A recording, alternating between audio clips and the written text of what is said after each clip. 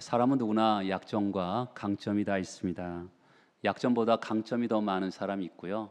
또한 강점보다 약점이 더 많은 사람이 있습니다. 여러분들 어떻습니까? 근데 어떤 사람은요, 남보다 훨씬 더 많은 강점을 가지고 있는데도 실패도 하고요, 하나님께 버림받는 사람도 있습니다. 또 어떤 사람은 자신의 약점 때문에 도리어 승리하고 하나님 앞에서 멋지게 쓰임 받는 사람도 있습니다. 오늘 본문에 나오는 에웃은 바로 그런 사람입니다. 자신의 약점 때문에 승리하고요, 자신의 약점 때문에 강점이 되어서 나라와 민족을 구한 사람이 됩니다. 오늘 두 번째 사사 에웃에 대해서 보고자 합니다. 한번 오늘 나오는 배경을 한번 먼저 보도록 하겠습니다. 12절에서 보면 이스라엘 자손이 또 여호와의 목전에 앙을 행한다라고 합니다. 여기 또라는 단어는 사사기에서 많이 나오는 단어입니다. 한번 찾아볼까요? 4장 1절을 먼저 보겠습니다. 이스라엘 자손이 또 여호와의 목전에 악을 행했다. 6장 1절을 보겠습니다. 이스라엘 자손이 또 여호와의 목전에 악을 행하였다. 이렇게 계속적으로 계속 나옵니다. 또 이것은 뭐냐면 이스라엘 백성들이 인생이 참 미련한데요, 평안하면 꾸준히 믿음으로 살려고 하지 않고 죄를 짓습니다. 세상을 좋아하고 마음이 흐트러져서 하나님을 향해서 죄를 짓습니다. 반면에 고난이 있으면 하나님을 찾고 하나님을 부르고 하나님을 의지합니다. 그런데 평안하면 또 하나님 앞에 죄를 짓습니다. 어떻게 죄를 짓습니까? 여호와의 목전에서, 하나님의 얼굴 앞에서 죄를 짓는다고 합니다. 이스라엘 백성들은 원래 하나님을 왕으로 삼고 살아가는 백성들입니다. 이스라엘 백성들은 자기 소견에 오른 대로 살아갑니다. 그게 악이죠. 그리고 우상을 섬기고 살았습니다. 그게 악입니다. 하나님을 섬겨야 될 백성들이 동시에 우상을 섬겼기 때문에 악을 행한 것이라고 볼 수 있습니다. 여러분, 고질병이라 아시죠? 이스라엘 백성들은 영적인 고질병에 빠진 겁니다. 고질병이라는 것은 금방 낫지 않고 나은 것 같은데 또 재발하는 것이 고질병이죠. 영적인 고질병이 있었는데 좀 편해지기만 하면 가나안 사람들이 섬기는 우상을 섬기게 되었습니다. 이스라엘 백성들은 너무나 행복한 시간을 보냈는데 그것이 영적인 안일함에 빠짐을 통해서 죄를 지어서 하나님께 징계를 받습니다. 이 징계란 단어는요, 우리가 자녀들에게 파이데이안, 이 자녀들을 이렇게 징계하는 거예요. 그러니까 어떻든 그게 어떤 심판하시는 게 아니라 징계하신다 단어 자체를 잘 기억하셔야 돼요. 하나님을 믿는 사람들은 죄를 지으면 징계를 받습니다. 오래 참으시지만 죄를 돌이키지 않으면 하나님이 징계하시죠. 사랑하는 백성들이기 때문에 주님의 백성으로 다시 부르도록 징계하시죠. 어떤 도구를 사용하시죠? 12절 다시 보시면 이스라엘 자손이 여호와의 목전에 악을 행함으로 여호와께서 모압 왕 에글론을 강성하게 하사 그들을 대적하게 하십니다. 모압 왕 에글론을 대적하시는데 어떻게 하십니까? 그들을 강성하게 해요. 예전에는 보이지도 않던 사람들이 갑자기 보이기 시작하는 거죠. 사소한 것들이 크게 보이기 시작합니다. 예전에는 상대가 되지 않았던 모압이었거든요. 그런데 이스라엘을 대적할 만큼 하나님께서 그들을 강성하게 하시는 겁니다. 그동안 살아오는 동안 아무 문제가 없었어요. 모압이란 나라는 굉장히 연약한 나라였거든요. 그런데 하나님께서 우리를 경고하고자 어떤 붉은 신호등을 키우신 거죠. 여러분, 우리가 인생을 살다 보면 갑자기 우리를 어렵게 하지 않을 대상이 갑자기 어렵게 한다. 이럴 때 한 번 나 자신을 돌아봐야 돼요. 그렇죠? 아무 문제가 없을 것 같은 사람이 갑자기 나를 괴롭힌다. 그럴 때 나를 돌아볼 필요가 있는 거죠. 왜냐? 하나님께서는 이스라엘 백성들이 죄를 범하였을 때 옆에 나라를 강성하게 하셔서 괴롭혔다, 이렇게 표현하고 있는 것이죠. 이스라엘은 전쟁은요 군사력이 달려있지 않았습니다. 이스라엘 전쟁에서 이기고 지는 것은 적이 강하기 때문이 아니라 이스라엘과 하나님과 사이가 거리가 멀어지니까 죄를 더하면 하나님께 옆 나라를 강하게 해서 이스라엘을 어렵게 하는 그런 징계를 하신 것이죠. 모압 왕 에글론이 강성해지니까 어떤 일을 합니까? 13절에 보면 에글론이 암몬과 아말렉 자손을 모아가지고 옵니다. 그동안 문제는 하나였어요. 모압 하나였는데 갑자기 문제가 더 복잡해지죠. 암몬과 에글론까지 복합적으로 다가오는 것입니다. 그렇죠? 결국 더 강력하게 다가오는 겁니다. 한 나라가 아니라 연합군이 형성해서 어렵게 하는 모습을 보게 됩니다. 그리고 세 번째는요, 종려나무 성읍을 정복합니다. 가나안 땅을 제일 먼저 점령할 때 어느 성을 점령했습니까? 여리고 성입니다. 그런데 가나안 정복에서 가장 먼저 빼앗긴 성이 어디냐면 여리고입니다. 왜 여리고를 빼앗겼을까요? 여리고는요 종려나무 성, 샘이 많은 곳이에요. 그래서 무화과라든지 오렌지라든지 이런 것들이 굉장히 풍성한 곳입니다. 샘이 많고 물이 풍성하고 과일이 많으니까 상인들이 많고요, 사람들이, 여행객들이 많은 곳이죠. 풍부하고 부자 도시입니다. 이스라엘 백성들이 풍성하게 살고자 자기들을 부요하게 하는 바알 신을 섬기게 되었습니다. 바알 신은 자기들을 풍요롭게 한다고 생각을 했어요. 그런데 그 결과 어떻게 되죠? 풍요로웠던 여리고성을 빼앗기게 되는 것이죠. 세상을 얻기 위해서 하나님을 버리면 세상의 것을 얻을 것 같잖아요. 그런데 세상의 것을 더 많이 잃게 되는 것입니다. 반대로 하나님을 위해서 세상을 버리면 하나님 모든 것을 더하시는 분이시죠. 눈앞에 있는 풍요로움 때문에 축복의 근원 되시는 하나님을 잃어버린 것이죠. 가장 먼저 얻었던 도시, 하나님이 이스라엘 백성들이 손도 대지 않았는데 그냥 돌기만 했는데 그 얻은 도시를, 선물로 얻은 도시를 제일 먼저 빼앗기는 것입니다.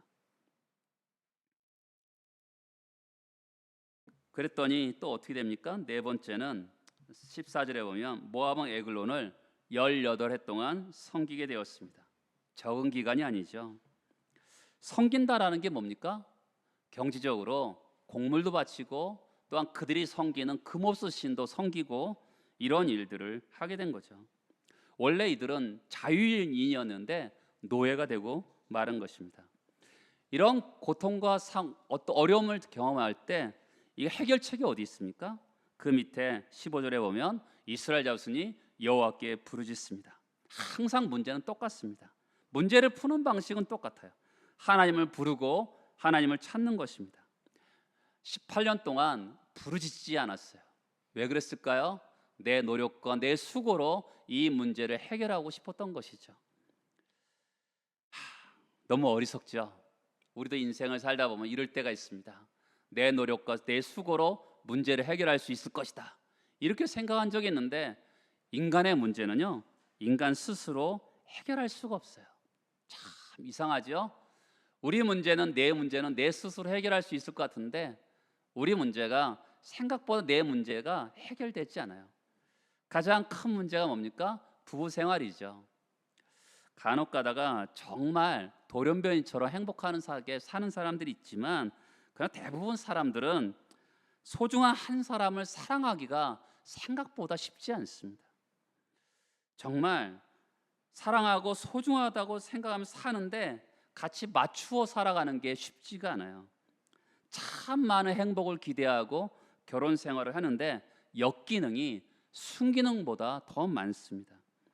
인생살이 하다가 그 부부 생활의 문제를 자기 스스로 해결하려고 하는데 그게 해결이 됩니까? 생각보다 쉽지 않습니다. 그러면 그 어려움이 닥칠 때 불행하다고 생각하면 되겠습니까? 그렇지 않습니다. 우리는 만족스러우면 하나님을 찾지 않습니다. 어려움이 있어야지만 하나님을 찾는 것이 인간의 속성인 것이죠. 자식들 때문에 어려움을 겪는 분들이 있습니까? 어떻게 보면 다른 자녀들은 대학도 잘 들어가고 취직도 잘하고 다 잘 되는 것 같은데, 여러분 교양 있게 딱 앉아 있는 것 같지만 속을 들어가 보면 다 비슷합니다. 인간은요, 불균형 속에 살아가고 있습니다. 인생은 자기의 방법으로 자기의 문제를 해결할 수가 없어요. 인간은 여러 가지 고통이 자신의 죄와 허물로 말미암은 것일지라도 문제를 만났을 때 하나님을 부르짖고 찾아야 되는 것이죠. 하나님이 그러니까 어떻게 하십니까? 15절 맨 뒤에 보면 여호와께서 그들을 위하여 한 구원자를 세웠다라고 합니다. 사람을 세워요. 구원자를 세우시는데 아주 독특하게 의외의 인물을 세웁니다. 그 구원자를 어떻게 표현하죠? 15절에 보면 베냐민 사람 게라의 아들 왼손잡이 에웃이라고 합니다. 왼손잡이가 뭐가 됐을까요? 그런데 원래 원문에 보면 오른손을 못 쓰는 사람입니다. 오른손에 장애가 있는, 오른손을 제대로 쓸 수 없는, 겉으로 보더라도 오른손에 기능과 장애가 있는 사람인 것을 표현하고 있는 것이죠. 옛날 성경에 보면 조막손이라 돼 있어요. 오그라져 있는 손, 오른손이 오그라져 있는 손이죠. 그런 장애가 있는, 누가 보더라도 대번에 알 수 있는 기형적인 손을 갖고 있는 에웃입니다. 여러분, 이런 사람들은 그 당시에 군대도 가기 어려웠겠죠. 이런 사람들이 구원자로 세우시겠습니까? 여러분 같으면 장애가 있는 사람을, 불편한 사람을 어떤 민족을 구원할 만한 사람으로 세우시겠어요? 이 당시에 제가 그랬죠. 이 사사 시대는 지금으로 말하면, 역사적으로 말하면 청동기 말기와 철기 초기 시대거든요. 굉장히 오래된 시기예요. 이때는 더더욱 어떤 용맹 있는 사람을 쓸 것 같은데 장애가 있는 사람을 하나님이 구원자로 삼으셨어요. 어느 지파 사람입니까? 베냐민 지파 사람입니다. 베냐민은요, 오른손의 사람이에요. 그게 베냐민의 뜻입니다. 오른손의 사람이 오른손을 쓸 줄 모르고 왼손잡이 에웃을 하나님께서 사용하시는 것을 보게 됩니다. 여러분은 보통 하나님이 쓰실 만한 사람은 어떤 사람일 것 같습니까? 지난주에 우리가 온니엘을 봤는데요, 이 온니엘은 가문도 좋습니다. 갈렙의 조카이기도 하고요. 그 다음에 기랴세벨을 공략해서 악사라는 아내들까지 얻은 용맹의 사람입니다. 믿음의 사람이에요. 우리 같으면 그런 사람을 쓸 것 같아요. 근데 여러분, 지난주에도 봤지만 전쟁에서 이긴 이야기를 단 한 절로 기록했어요. 그런데 오늘 이렇게 장애를 갖고 있는 에웃을요, 자그마치 18절을 사용해서 표현하고 있다는 것은 하나님께서 이 에웃에게 더 많은 관심을 가지고 있다는 것을 이 글을 통해서도 표현하고 있어요. 하나님은 때로는 우리에게 어떤 말씀하실 때 간단하게 표현하는 경우가 있고 어떤 경우는 굉장히 길게 표현하는 경우가 있거든요. 근데 오늘 말씀을 여러분 쭉 읽다 보면 코미디 같아요. 어떤 희극 같기도 하고 시트콤 같기도 하고요. 그런 느낌을 받습니다. 영화로 표현하면 굉장히 재밌게 표현하는 그런 장면들이 많이 연상이 되는 그런 부분이 많습니다. 우리가 보통 하나님이 쓰신다 하면 하나님이 주신 모습대로, 그 사람의 재능대로, 그 사람의 어떤 허락하신 생김새대로 쓸 것 같은데, 그렇잖아. 우리는 일반적으로 그렇잖아요. 그런데 하나님께서는 그 사회에서 가장 일으킨 인물이 누구냐면 에웃이라는 인물입니다. 장애를 가지고 있는 인물, 하나님은 고사하고 사람도 별로 쓸 것 같지 않은 그런 인물을 사용하셨습니다.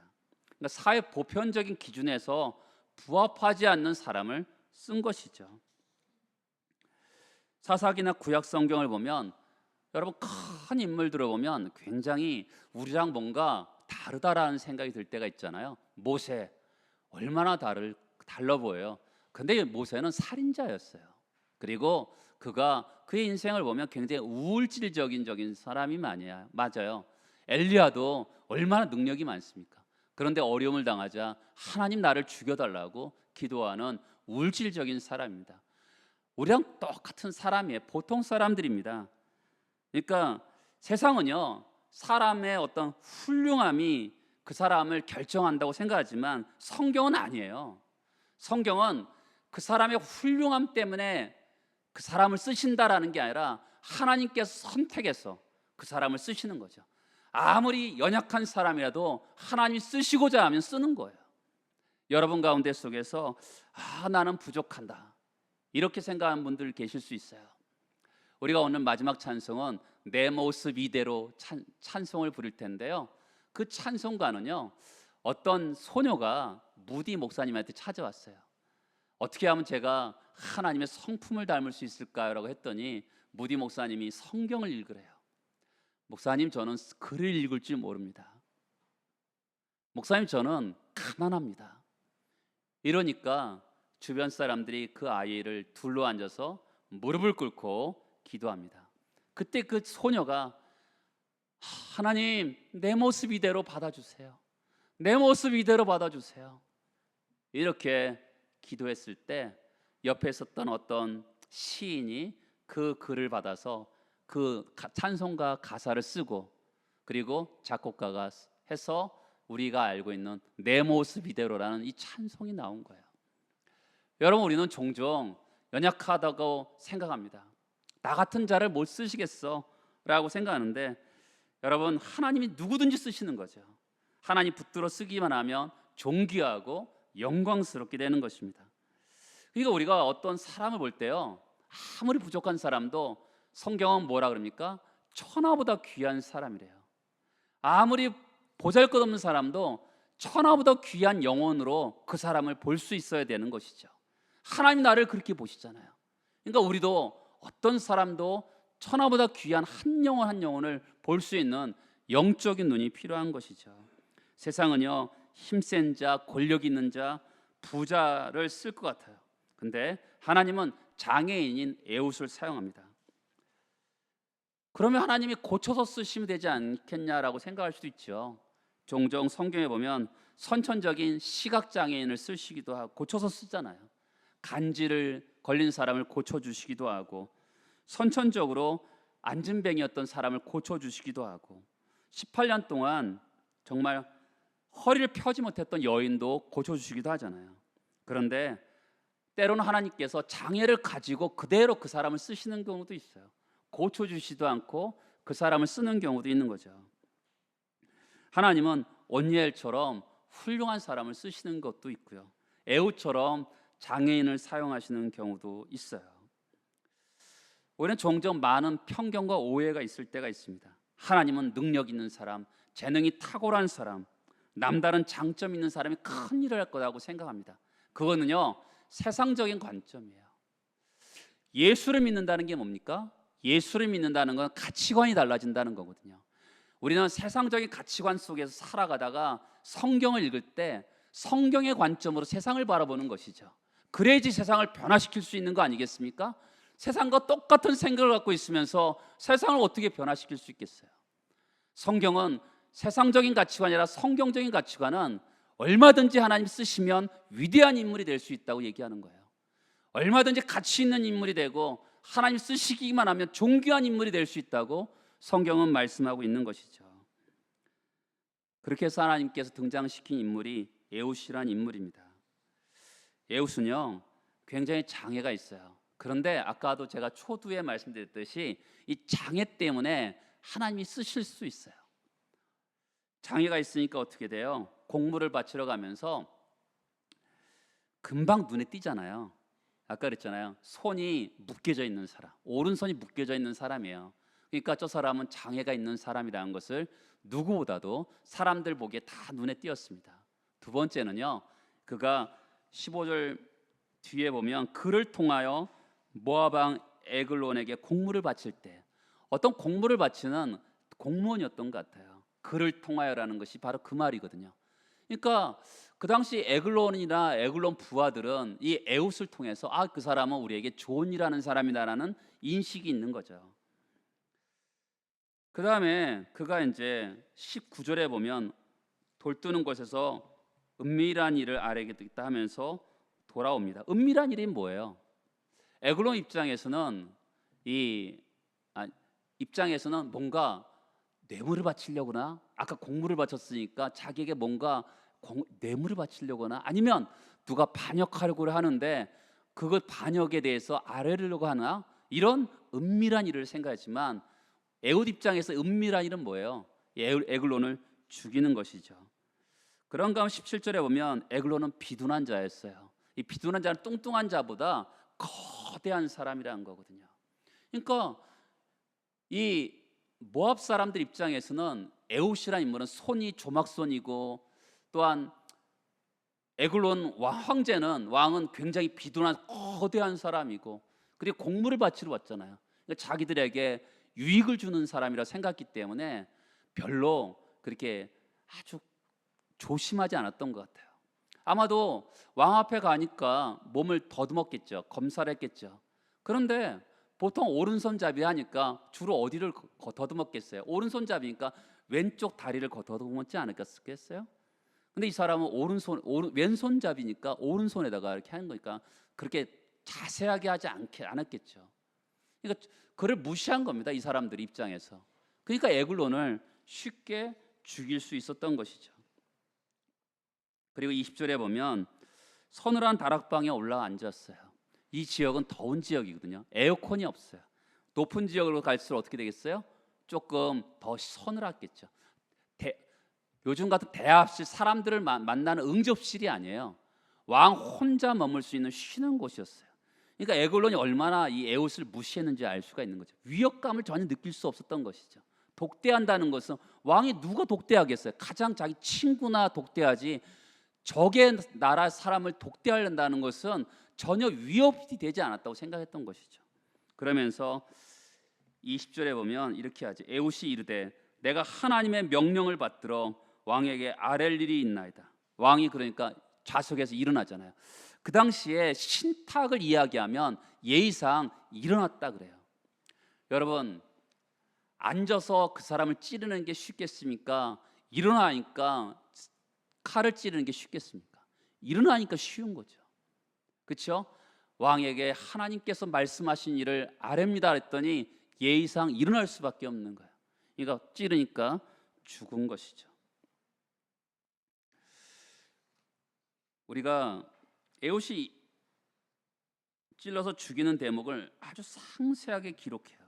요즘 같으면 옛날에 청소년 설교나 할 때 설교 제목이, 이런 설교 제목은 뭐냐면 미션 임파서블이에요. 기억하시지 못하게 모르죠? 옛날에는, 이때는 이런 설교는 미션 임파서블. 왜냐하면 장애인이 거대한 사람을 죽이니까 요즘 톰 크루즈가 나오는 영화처럼 어떤 엄청난 과제를 행해낸 거잖아요. 성서적인 미션 임파서블. 완벽한 영웅은 아닌데 결정적인 약점을 가지고 있는데 그 일을 행하는 거죠. 임파서블, 불가능한 일을 행한 거잖아요.